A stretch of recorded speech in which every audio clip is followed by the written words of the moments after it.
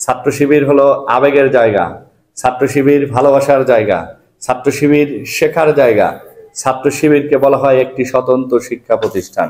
দরুদ ও সালাম পেশ করছি এই সংগঠনের সম্মানিত সভাপতি, বিশ্ব মানবতার মুক্তির দিশারি, সর্বকালের সর্বশ্রেষ্ঠ মানুষ, সর্বকালের সর্বশ্রেষ্ঠ শিক্ষাবিদ, সর্বকালের সর্বশ্রেষ্ঠ শিক্ষক, সর্বকালের সর্বশ্রেষ্ঠ নেতা, আমার আপনার প্রিয় নেতা জনাবে মুহাম্মদুর রাসূলুল্লাহ সাল্লাল্লাহু আলাইহি ওয়াসাল্লামের প্রতি শাহাদায়ে কিরামের শাহাদাতের সর্বোচ্চ মর্যাদা কামনা করছি।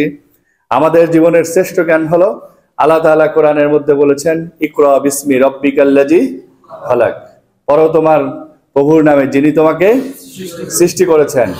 যেই পড়ার বিষয়ে, যেই পড়াকে আল্লাহ তাআলা ফরজ করে আমাদের মাঝে দিয়েছেন, এই কোরআন হাদিসের জ্ঞানের কথা আমাদের ব্যক্তি, পরিবার, আমাদের সমাজ, আমাদের রাষ্ট্র আমাদেরকে এটা গুরুত্ব দেয় না এবং বলেও না, কিন্তু এইটাই গুরুত্ব দেয় ইসলামিক ছাত্র শিবির, যে শুধুমাত্র তুমি একজন ভালো ছাত্র হয়েই তুমি শেষ নয়, তোমার আরো সামনের কিছু জায়গা রয়েছে, যেই জায়গাগুলো তোমাকে যেতে হবে।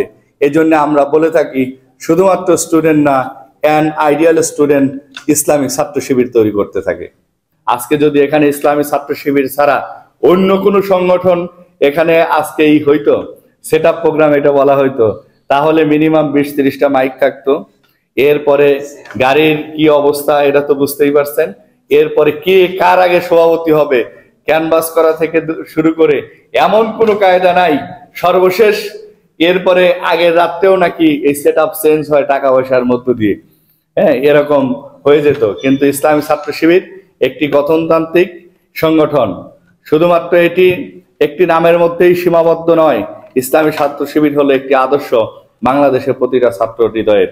যেদিন ছাত্র শিবিরের কেন্দ্রীয় সংগঠনের সেট আপ অনুষ্ঠিত হয়, মেম্বার কাউন্সিল অর্থাৎ সদস্য সম্মেলন যেদিন অনুষ্ঠিত হয়, যখন সেক্রেটারি জেনারেলের নাম মনোনয়ন করা হয়, যখন ঘোষণা দেওয়া হয়, তাকে স্টেজ সহ পুরো এলাকাতে খুঁজে পাওয়া যায় নাই। কারণ তার দায়িত্বের ভয় ছিল, এই দায়িত্বই হতে পারে আমাদের জন্য জান্নাত, আবার এই দায়িত্বই হতে পারে আমাদের জন্য জাহান্নাম। সে এই ভয়ে দায়িত্ব নিবে না, এই ভয়ে তাকে খুঁজে পাওয়া যাচ্ছিল না।